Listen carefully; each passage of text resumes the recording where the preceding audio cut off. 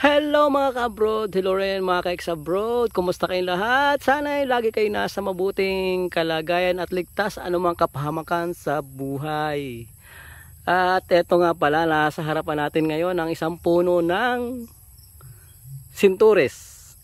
Ang tawag sa amin ito. Sa inyo, anong tawag nito? Kasi maraming iba't ibang tawag dito. Merong singkom, may sinturis, aranghita, dalanghita, citrus, ano pa ba? Ano pang ibang tawag nito? Basta sa amin ito, ang tawag namin dito ay sinturis.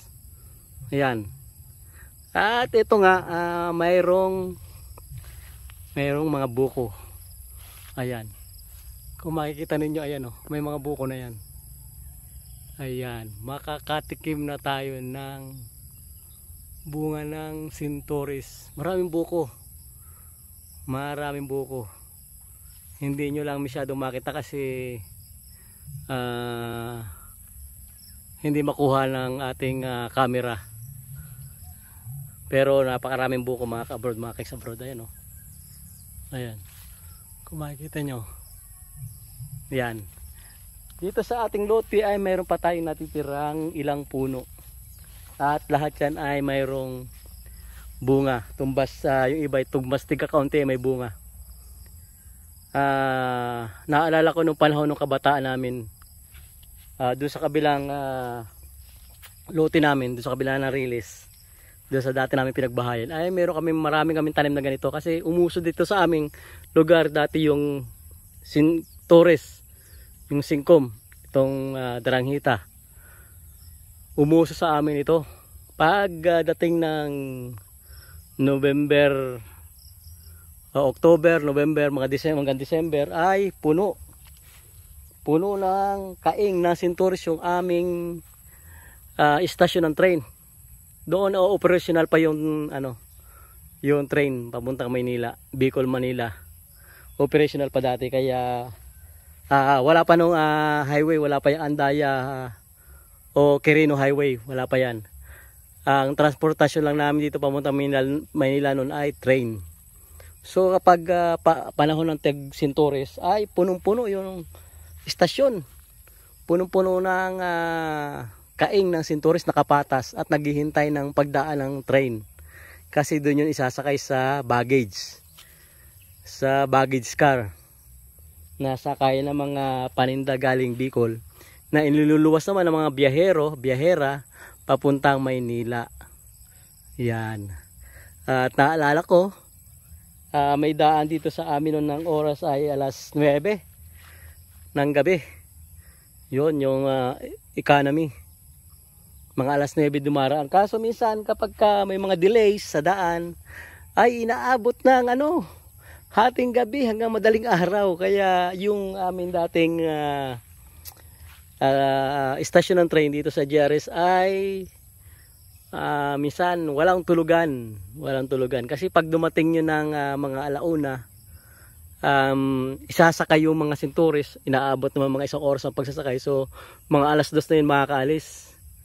So ganun, kaya nadidelay ang train minsan dahil sa mga bagahe, maraming bagahe na isasakay, at minsan naman ay dun sa kasalubong, ang tinatawag na enkwentro.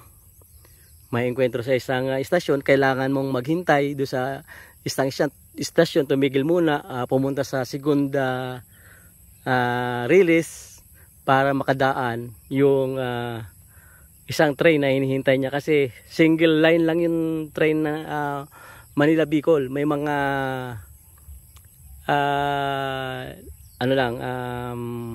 enkwentruhan na istasyon na may mga train na may mga segunda at tersera. Doon pwede silang maghintay ng paparating na train at palampasin yung train na yun bago sila ulit makapagpatuloy ng biyahe nila, either pa Bicol sila o pa Manila. Ayan, mga ka-abroad, mga ka-ex-abroad. So yun nga, eto ang mga tanim noon kapag panahon ng produkto kapag panahon ng October, November, December. Yang sinturis. Napakarami niyan.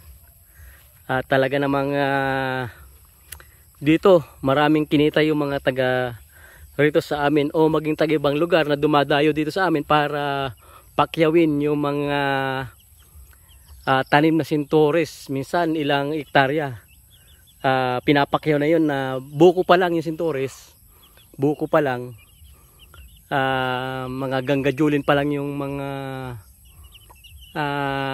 bunga ay pinapakyaw na ng taga ibang lugar.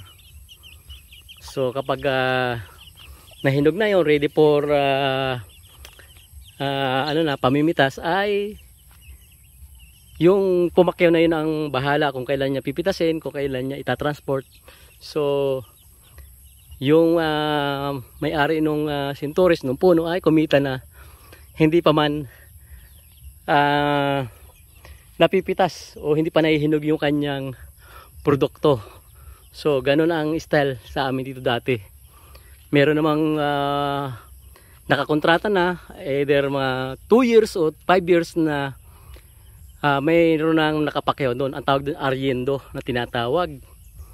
Ilang taon na pakyaw na yun, wala ka namang pakialam doon.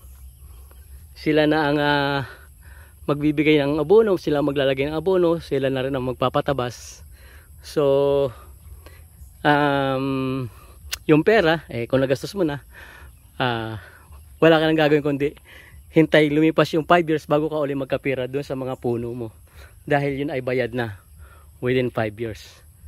So yan ang mga istorya ng ating mga sintoris. At kaya itong sitio na ito, itong kinalalagyan ng ating lote ay tinawag na Sitio Sintorisan, ay dahil nga napakaraming sintoris daw noong unang panahon dito, noong pangunang panahon. Kaya ito tinawag na Sitio Sintorisan. So may kaugnayan talaga sa sintoris itong lugar na ito, itong ating lote na ito. Kaya naman nakakatuwa na hanggang ngayon ay may mga puno pa rin naiiwan dito, matatandang puno na patuloy pa rin namang bumubunga, nagbibigay pa rin ng produkto kahit pa hindi na ganon karami tulad nung bago pa lang na ito ay itinanim noong mga unang panahon, mga ilang taon na nakakaraan. So yan lamang muna mga kabrod, mga ka-exabrod, ang ating kaunting trivia tungkol dito sa sintoris dito sa aming lugar ng Camarines Sur. So maraming salamat sa panonood and bye bye.